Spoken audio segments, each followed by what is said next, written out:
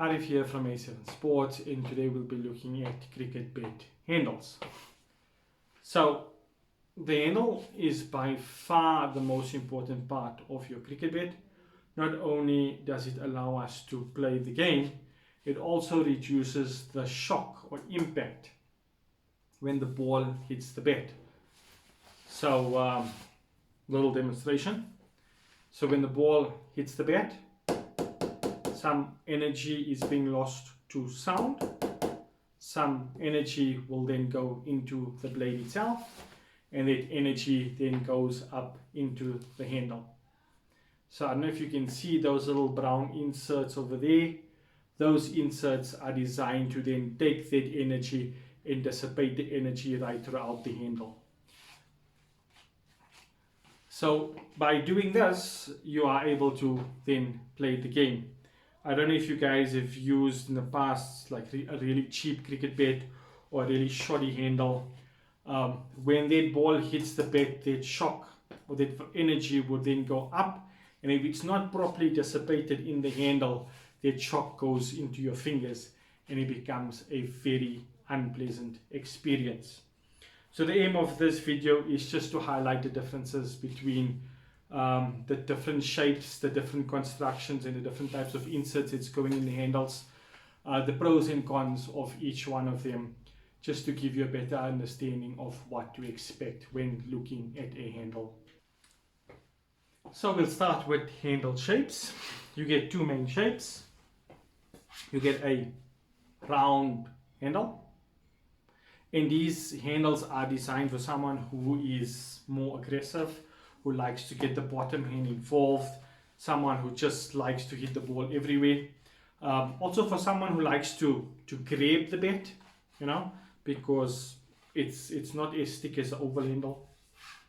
And in the round handle, you get different thicknesses as well. You get a very thin handle, and then you get a very thick round handle. We found in the past medium thick handles are a really good compromise in terms of overall comfort as well as durability. I don't know what more to say about that. Nothing eludes me. Oh yeah, with regards to thin round handles, I do have an issue with thin round handles. So this is a very thin handle. It feels very thin in the hands. And why companies manufacture thin round handles is to save scale weight, but at the expense of pickup of your cricket bat. The whole thing is the balance point on the cricket bat. So the more weight you can put higher up on the cricket bat, the higher you move the balance, the better the pickup of the cricket bat would be.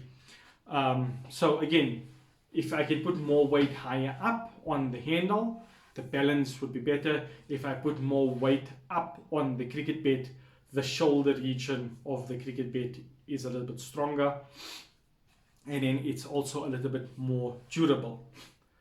But then again, it always is about the comfort more than anything else. We all not built, we all not created the same. Some guys have a little bit smaller hands, some have slightly bigger hands. So ideally, when it comes to the handle itself, it's about being comfortable in your hands. But just taking into account thinner handles does make the bat feel a little bit heavier. The overall scale weight might be a little bit lighter, but the trade-off is a slightly heavier pickup. With regards to your oval handle, as you can see, it's quite thick at the bottom, and it tapers off into a round. If you look at it straight down, it just looks like a normal round handle. So ideally suited for someone who's very top-ended. You can be aggressive for these type of bats, but it doesn't encourage it because it doesn't let you get your bottom end into it. But again, it always is a comfort thing when picking up a cricket bat. Whether oval or round, whatever feels best in your hands, that is the most important thing by far. Generally, with the oval handle being a little bit thicker at the bottom where the shoulder area is, it does help with the durability as well. Also because it's slightly thicker than the round handle, it does aid with the pickup a little bit more than a completely round handle. Another thing with regards to shape on handles is something called counterbalance. Not everyone, not all manufacturers does the counterbalance, this little knob on top. Some of them do, some of them don't. The whole reason behind the counterbalance is basically to move the balance of the balance point of the bed slightly higher up. The higher you can move it, the better the pickup of the cricket bed. So just bear in mind that counterbalances does help with regards to the overall pickup of your cricket bed. So now we'll be looking at inserts on your cricket bed handles. So you get three main types. You get a cork insert, a rubber insert, as well as a cork rubber mix. And each insert has its own bonding characteristics with the cane of the handle. Right. They also play slightly different during the lifetime of the handle. So we'll start off with the cork handle.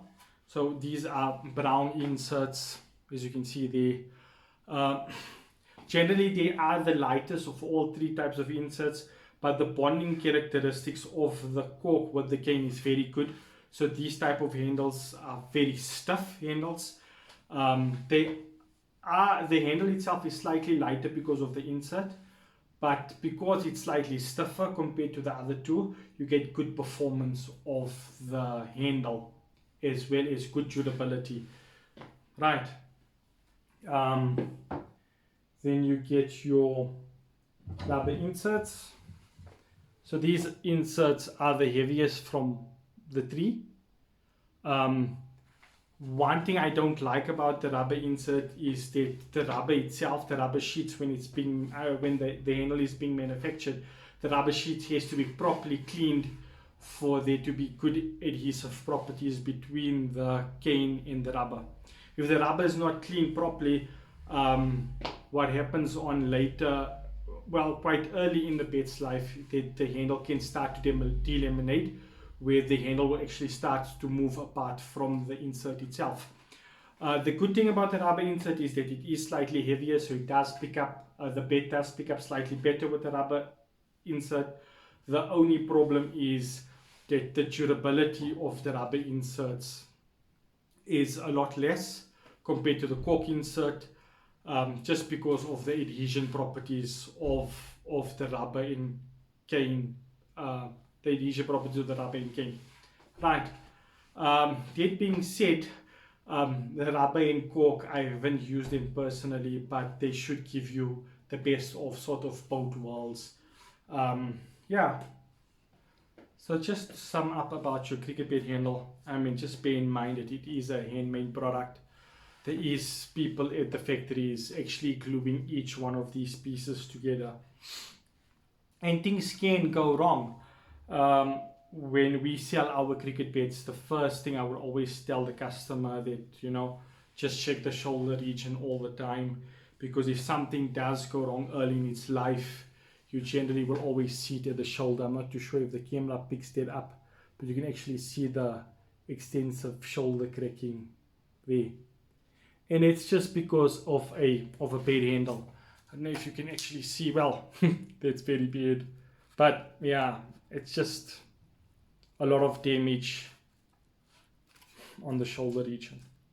And I mean, this is a very, very, very thin handle. You can actually see the amount of damage that happened on it. Right. So that with regards to handles. Now we'll be looking at the handle construction of your cricket bed. Every manufacturer will have a slight different take on how they construct the handle. It's just personal preference, I believe, on what manufacturers think is the best for the cricket beds. Right. So we'll start with the entry level handle. It's a 3-piece cane handle with 2 inserts.